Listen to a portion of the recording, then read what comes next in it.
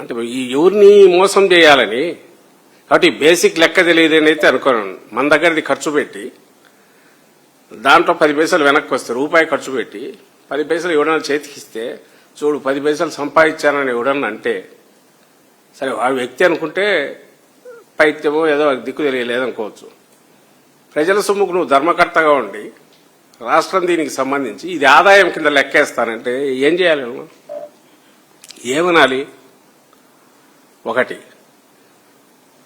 Second thing, పోనీ దాని మీద ఏదన్నా రికరింగ్ ఇది వచ్చేదా అంటే నువ్వు కట్టేది దేనికోసం? అది సెక్రటేరియట్, అసెంబ్లీ,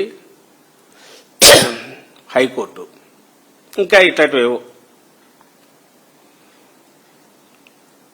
అవి కూడా రాయితీలు. ఇప్పుడు మా వాళ్ళు చెప్తున్నట్టు ఆ 15 పైసలు కూడా రాదు, అది కూడా కన్సెషన్ ఇచ్చేశాడు కాంట్రాక్టర్లకు.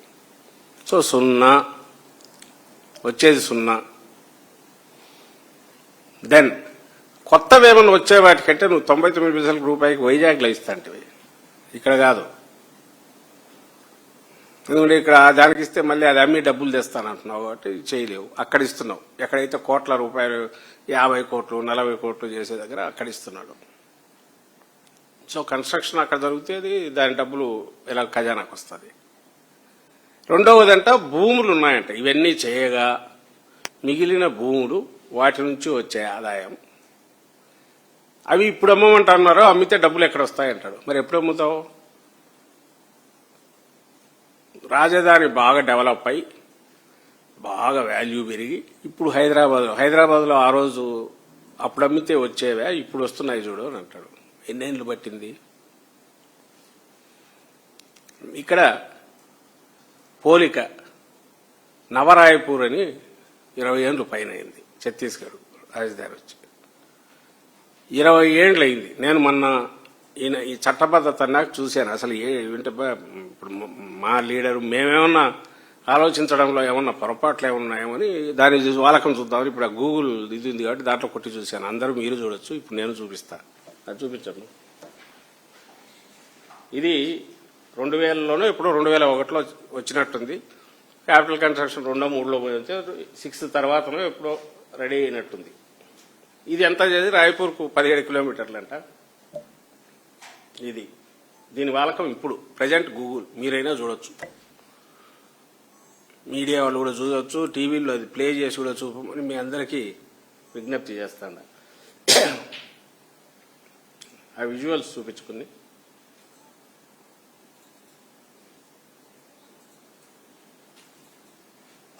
ఇది ఇప్పుడు ఇక్కడికి అక్కడికి తేడా ఏముందబ్బా? 20 ఏళ్ల తర్వాత ఇది లేటెస్ట్. ఈరోజు వెలగపూడి పోతే మనకు కనపడేదారులకు 20 ఏళ్ల తర్వాత ఒకటి వచ్చి ఇంకా పనులు జరగట్లే కాబట్టి క్లీన్గా ఉంది. జనసంచారం ఏది వర్కింగ్ డే తీసింది.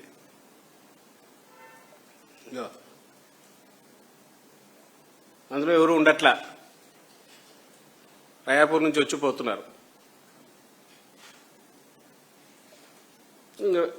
ఇప్పుడు ఇది వెలగపూడి అంటే ఎట్లుందో అక్కడ అట్లే ఉంది. ఇది 20 years 24 years తర్వాత ఇది రాయపూర్.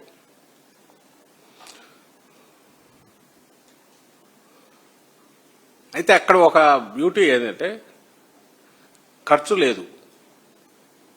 సాయిల్ గట్టి సాయిలు, ల్యాండ్ ఒక దాన్ని ఏమంటారు గవర్నమెంట్ ల్యాండ్ ఎక్కువ ఉండడము, తక్కువ దీనికి తీసుకోవడము. ఇక్కడ ఈయన ఘనంగా చెప్పుకునే పూలింగ్ మాదిరి అక్కడ ఒక అవసరం లేకపోవడము, అక్కడ డైరెక్ట్ ప్రొక్యూర్ చేయడము. ఏది జరిగిందో వాళ్ళు చేసిన అప్పు నాకు తెలిసి ఓవర్ ది పీరియడ్ 1700 కోట్లు అంటే అది కూడా రీపే చేసేసారు.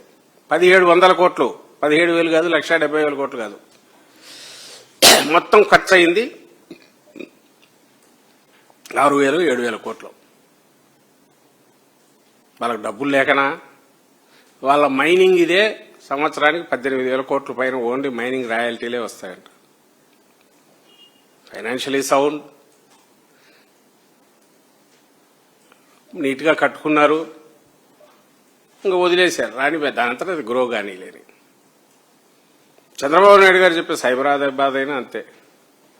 ఎక్కడైతే నువ్వు జోన్లు డిక్లేర్ చేసి మాస్టర్ ప్లాన్ డిక్లేర్ చేసి రోడ్డు కనెక్టివిటీను అది క్రియేట్ అయితే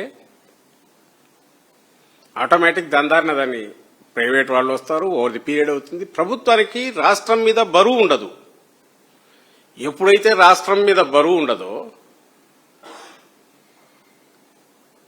అదే ఇప్పుడు ఆయన పెట్టిన ప్లేస్ అయినా ఓకే, ఇంకో దగ్గర అయినా ఓకే. దాంతోపాటు ఎక్కడైతే ఆల్రెడీ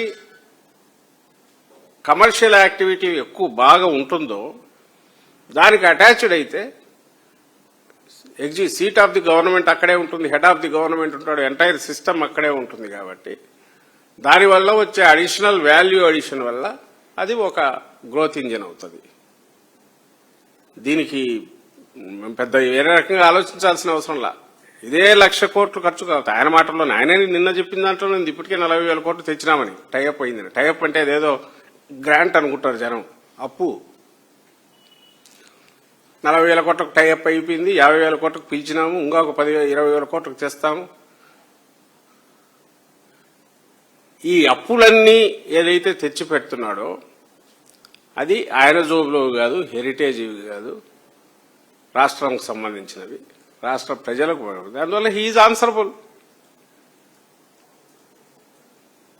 రాయ్పూర్, మనం ఇప్పుడు చూసిన రాయ్పూర్ ఏదైతే ఉందో, ఇక్కడ తక్కువ ఖర్చుతో ఓ ప్లాన్ చేశారు. అక్కడ కూడా హైకోర్టు మళ్ళీ బిలాస్పూర్లో ఉంది, ఐ థింక్ బిలాస్పూర్లో ఉంటుంది. అక్కడ ఉంది. డీసెంట్రలైజేషన్ జరిగింది అక్కడ. అదేదో ప్రపంచంలో వింతైనట్టు రాజధాని అంటే ఒకటే ఉండాలి కదా అంట.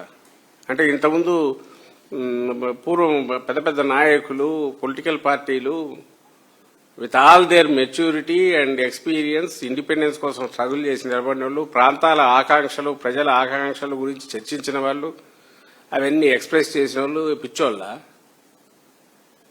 లేదా మన రాష్ట్రం విడిపోయినాక ఆయన ఎవరు, శివరామకృష్ణయ్య గారి కమిటీ, శివరామకృష్ణన్ కమిటీ వేస్తే సెంటర్ తన బాధ్యతగా